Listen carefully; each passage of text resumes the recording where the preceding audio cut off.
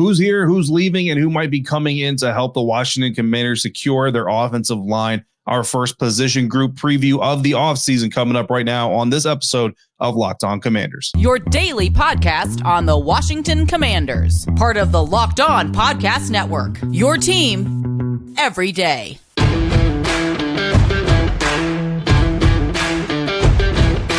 And welcome into this episode of Locked On Commanders, your daily podcast covering the Washington Commanders, part of the Locked On Podcast Network, your team every day. Thanks so much for making Locked On Commanders your first listen of the day every day. And don't forget that you can subscribe for free on YouTube or wherever you're listening to this podcast. And you can continue this conversation with me by becoming a Locked On Commanders insider. Go to joinsubtext.com/LockedOnCommanders and sign up today as an insider. You'll get news, analysis, one-on-one conversations, all of it via text message with me. No hashtags, no apps, no filters. You get bonus content like weekly command huddles. In fact, this week, we're not going to have a mailbag episode. So the only mailbag episode will be going out to the insiders in that Saturday command huddle as we do every week. You also get live texts from practices, press conferences, games, the whole 9 yards. The scouting combine is coming up. I'll be there all week long in Indianapolis, texting my insiders from there. And you get to help me determine the flow of this show. Today's offensive line preview episode was voted on by the insiders. Offensive line was picked to be the first position preview of the offseason. So lots of stuff going on. Again,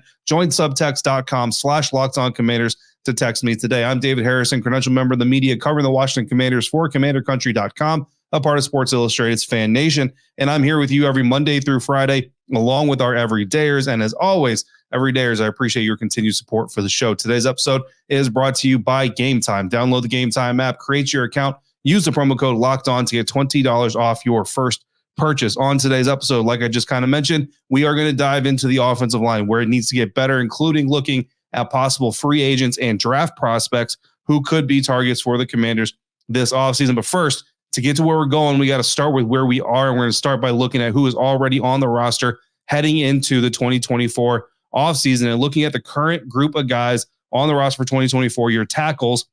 And listen, before we get into this, just want to make sure you understand, I'm listing these players based on how they're identified on the Washington Commanders website. That's how they list them. So that's how we're listening here. So when I say Sam Cosmi tackle, I know he played guards last year. He is listed right now on the Washington Commanders website. In fact, I literally just paused this recording to go back to make sure myself. Okay, so Sam Cosmi listed as a tackle on the Washington Commanders website. Don't shoot the messenger. That's what he's listed as. But either way, Sam Cosmi is on the 2024 roster, right? Trent Scott, Charles Leno Jr., Andrew Wiley's actually listed as a guard/tackle.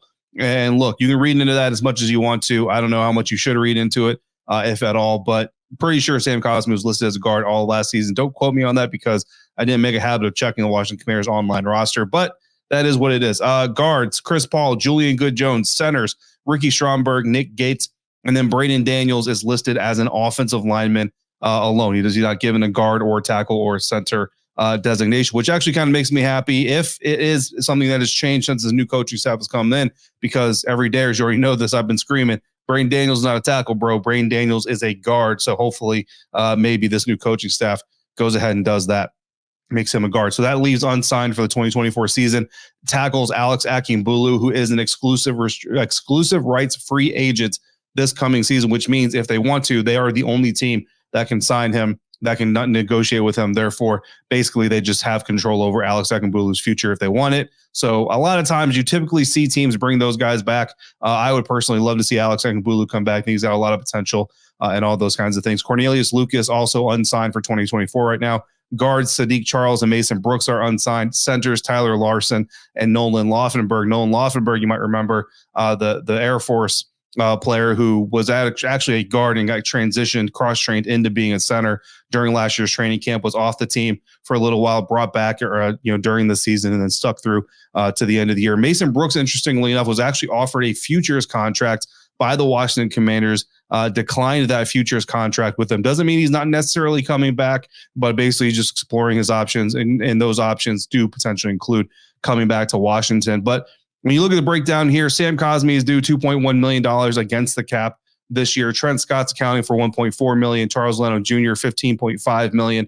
Andrew Wiley, $9.4 million. Chris Paul, $1 million. Julian Good-Jones, $915,000. Ricky Stromberg, $1.2 million. Nick Gates, $5.2 million.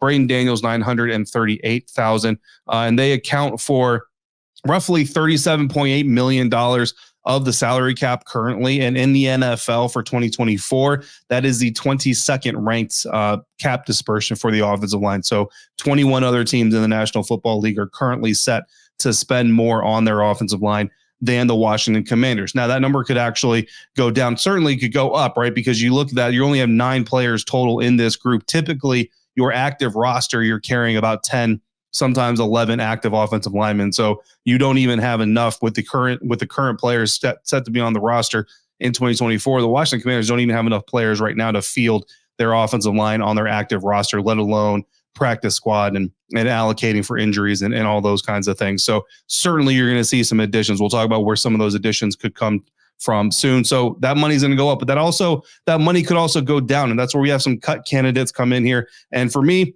the cut candidates are listed as offensive tackle Charles Leno Jr., guard tackle Andrew Wiley, and center Nick Gates. And I think most people have kind of talked about these. Look, center Nick Gates, he actually doesn't save the Washington Commanders any money. He's owed $5.2 million against the salary cap, but his dead cap number is $5.3 million. Therefore, the Washington Commanders actually lose $100,000 in cap space if they release him. There is some predominant thought that potentially he's not going to be on the roster anymore following this last season. Was brought in to be the center, wanted to be the center, came in from the New York Giants, started the season as a starting center. Eventually, he was pulled and benched for Tyler Larson and didn't really get back in until, there was injuries or just the second teamers getting more reps that put him back in there. Nick finished last year 17th out of 32 qualifying centers in total blown block percentage. So 17th is probably actually not as bad as some of you out there would assume. 12th in blown pass block percentage, 27th in blown run block percentage. So really, he was worse in his run blocking, according to blown block percentages. And certainly there's some other metrics in there, but that's going to be a metric that you're going to hear a lot here in this episode is the blown block percentage by Sports Info Solutions. And then Andrew Wiley saves the Washington Commanders if they move on from him. He saves them $1.6 million against the cap. Again, he's owed $9.4 million, but his dead cap number is $7.8 million. The cuts into the savings a little bit. Out of 64 qualifying guards or tackles for Andrew Wiley, because that's what he was last year. Andrew finished 40th in total blown block percentage, 39th in blown pass block percentages, 32nd in blown run block percentages. So again, half or 50% or worse than everybody else in the NFL. And Charles Leno Jr. as well finished in the back half of that group, again, 64 qualifying offensive tackles in the NFL because we're counting for left and right tackles, 2 per team, 32 teams. So 32 times 2, 64, right? So Charles Leno, among those 64 tackles, finished 44th in total blown block percentage, 41st in blown pass block percentage, and 41st in blown run block percentage. Finished with actually a worse blown block percentage than Andrew Wiley did among tackles as well. And he saves the Washington Commanders $7.2 million if they decide to move on from him. He is owed $15.5 against the salary cap, $8.2 million, is the dead cap figure, meaning $7.2 million. If they do move on from those 3 players, and again, that's not a report, it's just kind of a speculation. Honestly, I mean, those guys are kind of the bigger ones, right? Technically, they can move on from a lot of these guys and be able to afford it because of how much cap space they enter the offseason with. But if they just remove those 3 players, they would save $8.7 million against the salary cap. That would up their number, their projected number, I should say, to $92.3 million. And that would drop their 2024 cap expenditures on the offensive line to $29.1 million, which would rank them 24th in the NFL after making these moves. And as it pertains to spending on the offensive line in the National Football League, the lowest spending playoff team in 2023 was the Tampa Bay Buccaneers, and they only spent $13.4 million on their offensive line, yet they still made the playoffs. That was actually 32nd in the NFL. The most spending on an offensive line by a 2023 playoff team, the Detroit Lions, who spent $50.6 million on their offensive line, tops in the NFL. So the number 1 team and the number 32nd team in offensive line spending last year both made the playoffs. So the amount you're spending doesn't necessarily correlate to whether or not your offensive line is any good. Projected 2024 top O-line spender right now is the New Orleans Saints, who currently have $79.6 million in cap space allocated to the offensive line. The lowest 2024 spender right now, $10.5 million allocated by the Seattle Seahawks. So just some analytical or just some data there for anybody who might want it. With only 9 linemen again on the roster for 2024 so far, the Commanders are going to have to add at least a handful of them, and that's if they don't move on from any of them. If you take that number from 9 to 6 by releasing those 3 guys, you need even more. So we're going to dive into the free agency pool next, and we're going to look at some options that Washington could consider coming up in this offseason. That's next on today's episode of Locked On Commanders, part of the Locked On Podcast Network, your team every day. And this episode of Locked On Commanders is brought to you by Game Time. You shouldn't have to worry when you buy tickets to your next big event.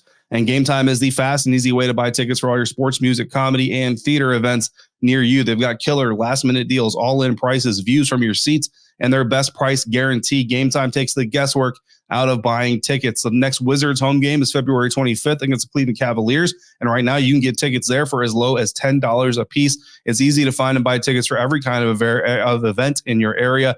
Lowest price guaranteed, event cancellation protection, job loss protection. Game Time is the only ticketing app that gives you complete peace of mind with your purchase. Take the guesswork out of buying tickets with Game Time. Download the Game Time app, create your account, use the promo code Locked On for $20 off your first purchase. Terms apply. Again, create your account and redeem the code LOCKEDON. That's Locked On, all one word, for $20 off. Download Game Time today. Last minute tickets, lowest price guaranteed.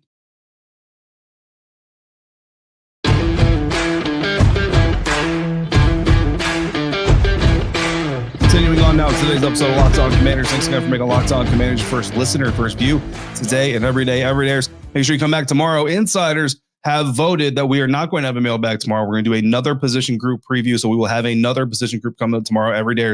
Make sure you come back for that. Locked On has also launched the first ever national sports 24/7 streaming channel on YouTube. So check out Locked On Sports Today. It's here for you 24/7, covering the top sports stories of the day. Go to Locked On Sports Today on YouTube and subscribe to the first ever national sports 24/7 streaming channel. Continuing our offensive line offseason preview for the Washington Commanders. And now we're going to dive into the free agency pool. We talked about the guys who were already signed for the roster, guys who were unsigned from last year who could be signed. And we also talked about some people who could be cut. And again, I've said it multiple times here on the show every day. You're going to know that. But this team is literally just a blink of an eye away from having $100 million or north of $100 million in salary cap space. So there really is nothing that this team can't do from a strategic standpoint if they want to pull it off. And that includes dipping into the free agent pool quite a bit if they really want to. I would not expect this team to be below $50 million after free agency, to be quite honest with you. So I don't think you're going to have like an $80 million spending spree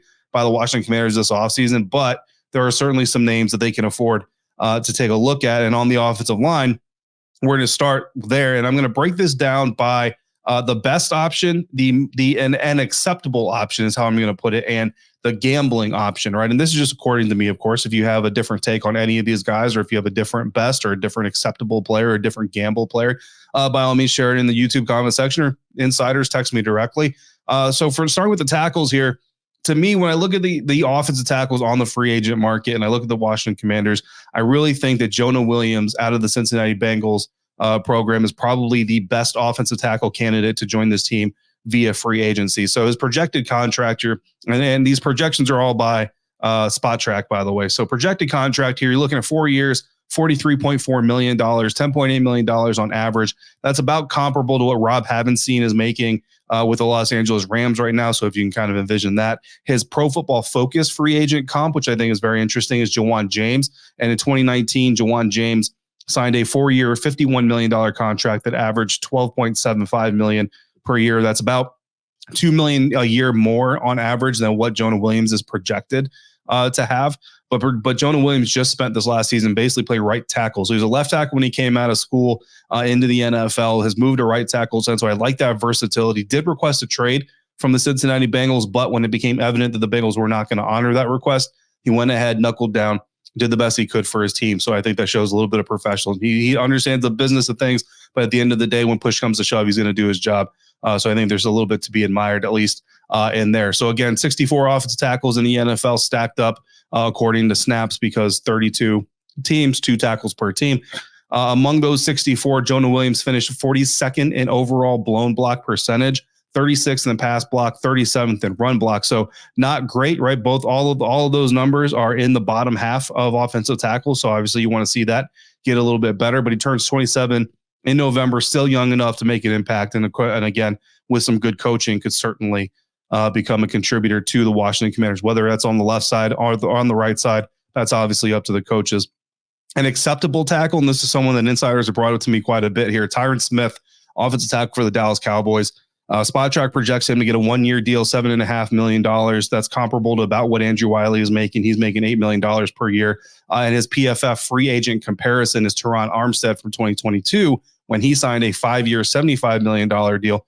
That's averaging $15 million. So based on the grades comparisons, you're actually getting him for about half the cost. And you're getting him for that because of his age. He turns 34 in December, so he's obviously older. He has had some injury issues, but overall, when he's on the field, he is one of the best tackles in the NFL. Again, comparing him to the top 64 tackles in snaps for 2023, he had the 4th best blown block percentage overall, the 3rd best blown pass block percentage, and the 36th best blown run block percentage. So if you want to see that run block percentage get up there, but other than that, he's not blowing a lot of blocks, is basically what that boils down to. Now, the biggest gamble here from the tackle class and the free agent market is Mekhi Becton, former first-round draft pick of the New York Jets.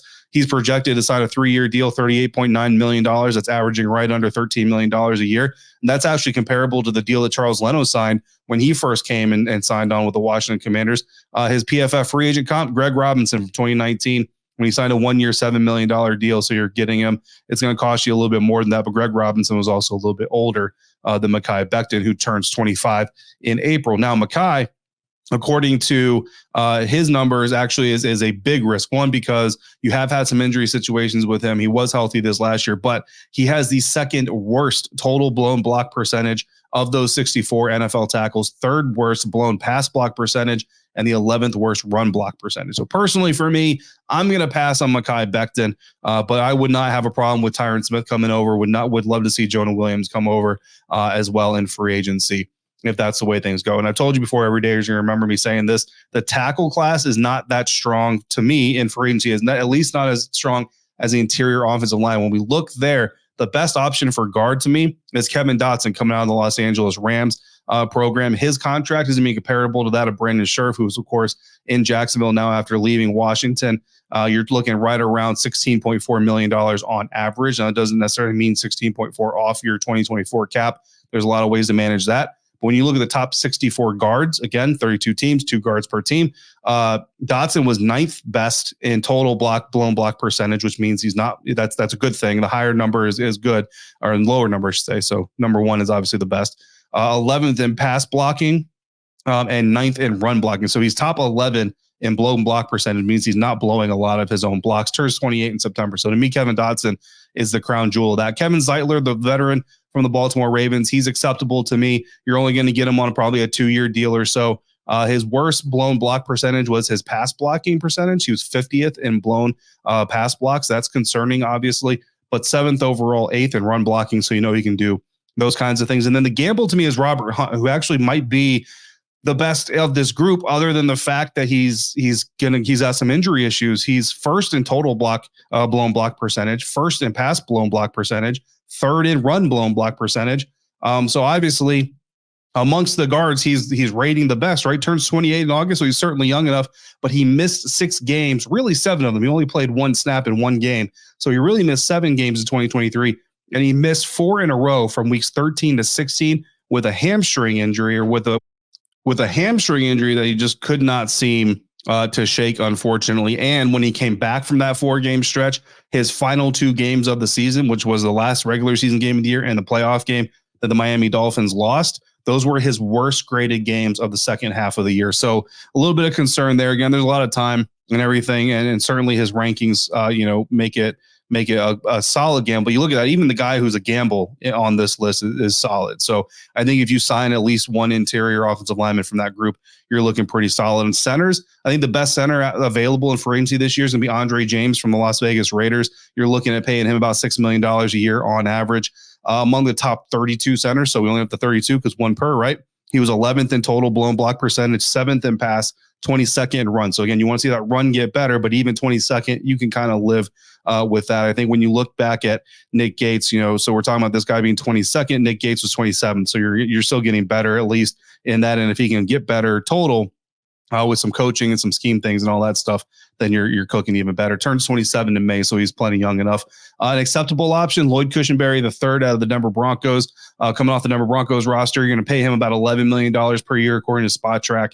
And among the top 32 offensive centers, 15th in total blown block percentage, 11th in pass, 20th in run. So very similar to what we just saw with Andre James, but Andre James a little bit better. Both of them will turn 27 this year. The gamble is Connor Williams, who, again, is actually the best according to his ranking amongst his peers. His total blown block percentages, 8th overall, 16th pass, 6th in run. But the problem is he tore his ACL in December. You're probably looking at paying him about $13.5 million. The free agent comp, the PFF game, was Evan Smith, who made $3.5 million. The torn ACL really jacks things up, guys, for Connor Williams. I feel like he's a guy who's probably going to have to take a 1 or 2 year deal.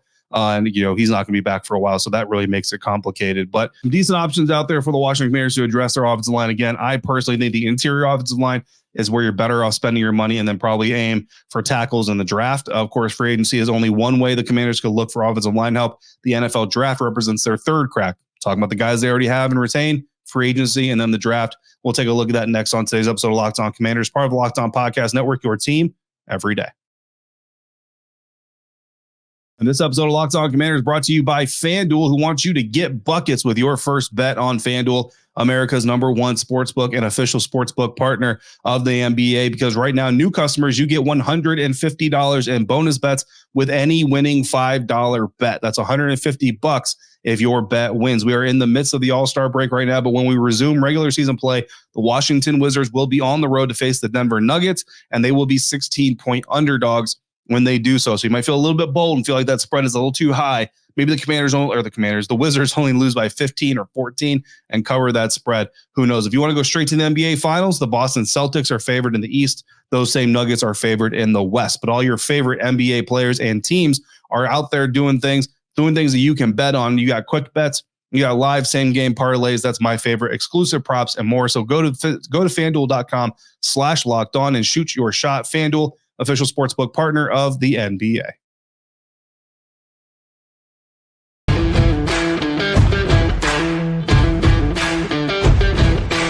Wrapping up today's episode of Locked On Commanders, talking about the offensive line, our first position group preview of the year. We talked about the guys that are already on the roster, guys who could come back, guys who could be cut, and we also went over some free agents from the upcoming offseason class of free agents. Now we're going to hit the NFL draft. Of course, the NFL draft comes up in April. Scouting combine is going on next week. We're going to be looking at a lot of these guys, and we're going to break this down by day 1, day 2, day 3. Same thing. We're talking tackles, guards, centers, but from each day of the NFL draft, starting with tackles. And when you look at the day 1 tackle that we're going to talk about here, and again, there's going to be multiple potential players taken on each day, but day 1 tackle we're going to talk about is the #1 guy. That's Joe Alt out of Notre Dame right now. For a while, it was Olu Fashanu out of Penn State, but right now, Joe Alt is the #1 offensive tackle, not only on PFF, but also on Daniel Jeremiah's list from NFL.com. 6'8", 322 pounds. He turns 21 in February. He's got 2,178 snaps at left tackle. And if you draft Joe Alt, that is where you are drafting him to play. He's got grades of 90 or more in both 2022 and 2023 while doing so. If the Commanders don't grab a tackle in the first round, and that's going to be early in the first round, they're going after Joe Alt. You've also got a day 2 prospect and Patrick Paul. He plays for the Houston Cougars, or is coming out of the Houston Cougars program. Number 83 on PFF's list of current rankings. 6'7", 315 pounds. He turns 24 in November. He's played over 2,600 snaps at left tackle. So you got a lot of experience coming out there. He really impressed at the Senior Bowl. A lot of people came away from Mobile really happy with what he did. And of course, he is the brother of Commanders guard Chris Paul. So the connection you have there. On day 3, I'm looking at a guy like Jalen Sundell, North Dakota State University, number 171 on the PFF list, 6'5", $300. Very good mover. 865 snaps at left tackle in 2023 with an 82 overall grade, but he's at over 800 snaps at center with 76 or above grades in 21 and 22. So this is a versatile guy who can play inside or out. You like that versatility. You don't like the lack of experience as much, but when you're talking about a day 3 guy, I think you do a lot worse than Jalen Sundell. Was a freshman in 2018, so he's about 24, 25, somewhere around there. Does have an invite to the NFL Scouting Combine, so we will get to watch him and talk to him down there or over there in Indianapolis. Moving now to the guards. Day 1 guard. I don't know that we're actually going to get a day 1 guard drafted, but if we do, It's probably going to be Graham Barton, who played tackle at Duke, but he's going to move inside in the NFL. Number 28 on the PFF list. He's Daniel Jeremiah's 33rd ranked player. Dude is 6'5", 314 pounds, turned 22 in June. Again, over 2,100 snaps at left tackle in college, but he is going to work inside. Was praised a lot in Duke while he was at Duke for his work ethic. So that's obviously something that will appeal to a lot of NFL teams as they transition him to the inside of their offensive line. Day 2 guy we're looking at is Christian Haynes out of UConn, number 64 on the PFF list, 6'2", 313 pounds. He is from Bowie, Maryland, so a local product, a local kid. Possibility to bring him back home in the second or third round there. UConn, he's been at UConn since 2018, so again, a little bit of an older prospect, but he has 2,400 plus snaps at right guard. That's a lot of experience at right guard. Day 3 guy, Zach Zinter out of Michigan, who, if it wasn't for a broken leg, would probably go a little bit higher than he's going to go this April. But currently he's number 152 on PFF's list of ranking, 6'6", 322 pounds. This is a big dude. 2,300 snaps at right guard for the Wolverines. Broke his leg against Ohio State, but in a recent interview, he says that he will be ready by rookie minicamp. So he's not going to work out at the scouting combine, not going to do a pro day. So you're going to have to do a lot about his mentality and all that stuff, rely on the tape. But then he says he'll be ready by rookie minicamp to be full go. So hopefully he can meet that goal no matter who he's playing for. Looking at centers now, day 1 guy, Jackson Powers Johnson out of Oregon. He's the number 1 center according to PFF. And according to Daniel Jeremiah, PFF has him ranked 17th overall. DJ has him ranked 35th overall. Jackson Powers Johnson, 6'3", 320 pounds, has 893 career snaps at center, 457 career snaps at guard, playing for Oregon. So again, a little bit of Ricky Stromberg-like versatility there that you kind of like. If you want more experience, then you look at day 2. Early day 2, I would say Zach Frazier out of West Virginia could potentially even sneak into the back end of round 1. So we're getting a little bit of bold here, calling him day 2 with the process still having to go on. So we'll see where he goes. Number 34 on PFF's list, 37 on Daniel Jeremiah's list, 6'3", 310 pounds. He's got over 2,500 snaps at center playing for the West Virginia Mountaineers, 74 or better grades in all 3 years playing college football as a center. Day 3, we're going back to Michigan. We're looking at Drake Nugent. He's the 160th ranked player on PFF's list, 6'2", 301 pounds, 2,400 snaps at center. So again, a lot of experience. And I mean, a lot of people called Michigan the best offensive line in college football last year. He was at the center of it. He was the anchor of it. He's a Stanford transfer, so you know he's a smart dude. And also his father, Terry Nugent, played in the NFL. So if you're into that kind of pedigree thing, you get that here with Drake Nugent. So that's our draft prospect looks. We're going to be in Indianapolis next week to check out all of these guys. Let me know who your favorites are. Let me know if there's any others that you like that I did not put on this list. Again, we can't get everybody. We got 9 dudes here, but we can't get every offensive lineman on the list. So that's our offensive line position preview for this offseason. Again, as we get deeper into the offseason, we'll start doing deeper profiles. I do have a plan to do like an episode where segment 1 is going to be a deep dive on one specific player, segment 2 another, segment 3 another, things like that. But this is a group preview, so we're just kind of giving you a bird's eye view of the entire picture. Coming up tomorrow, we will have another position group preview. I don't know what it is yet. The insiders are going to vote. They're going to tell me what they want, and we'll be here for you dropping that on Wednesday, so you can check that out. In the meantime, if you got questions or comments, throw them in the YouTube comment section or text me if you're a Lock Insider. If you're not a Locked On Commanders insider, go to joinsubtext.com/LockedOnCommanders and text me today. Don't forget to check out Locked On Sports Today, the first ever 24/7 streaming sports channel on YouTube. As always, thank you for making Locked On Commanders your first listen of the day, every day. Thanks for coming through on a regular basis like you do. Until we speak again, if you're out and about, please be safe, be kind. See you next time for another episode of Locked On Commanders, part of the Locked On Podcast Network, your team every day.